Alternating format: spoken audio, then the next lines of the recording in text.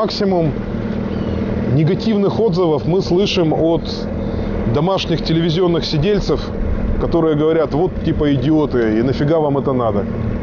Вот взяли бы лучше лодку и сплавились. Причем, сами они никуда, естественно, сплавляться не собираются, там, и из дома выходят только за очередной порцией пива.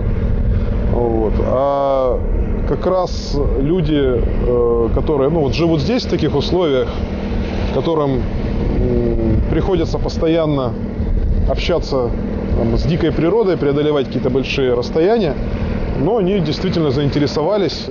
Дни потянулись похожие один на другой. Течения, плавуны, коряги, перекаты. Расстояние, которое шинтоповцы проходили в день, не радовало – 80-90 километров. Поэтому с 15 июля экспедиция начала двигаться в круглосуточном режиме. В обычную поездку я, конечно, не бросил все дела на такой период времени. Здесь она манит тем, что она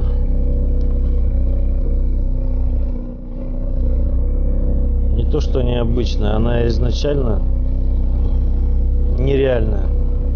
Во-первых, по реке я не ходил. Во-вторых, на такой длинный маршрут, я считаю, я от многих слышал, что проблема пройти. Не на каждом плавсредстве можно 1500 километров сплавиться. Ну и никогда не думал, что буду идти по реке еще и на УАЗике. Днем жара до плюс 30, народ отдыхает, спит, загорает, купается. Рулевые тоже не особо напрягаются, фарватер начал легко читаться, только смотри по створам, и все. 15 числа пересекли границу Магаданской области и республики Саха-Якутия, и тут же запутались во времени. По идее, в республике Саха плюс 6 от Москвы, но в советский период у республики, которая занимает 1/4 всей территории России, было 3 часовых пояса. Западные районы плюс 5 от Москвы, Якутск плюс 6, а восточные районы плюс 7.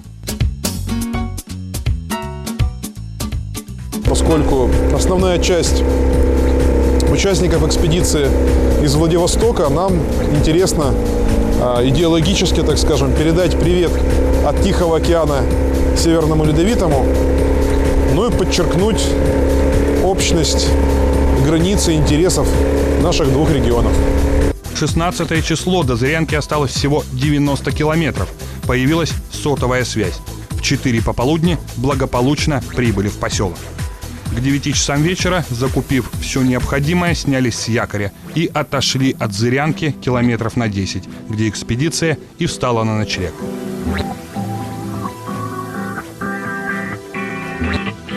18-й день запомнится особенно. В 6:30 утра шинтоповцы пересекли границу полярного круга. Некоторые из участников Шинтоп-Трофи уже были в Заполярье, но никто не проходил обряд посвящения в полярники. Решили это исправить. Коллеги, сегодня у нас знаменательное событие. Мы только что пересекли полярный круг. Где-то я слышал, что есть обычай посвящения в полярники. Я не уверен, что мы все точно воссоздадим, но, по крайней мере, постараемся. Значит, тот, кто полярный круг пересек, но в полярнике официально не посвящен, полярником не считается.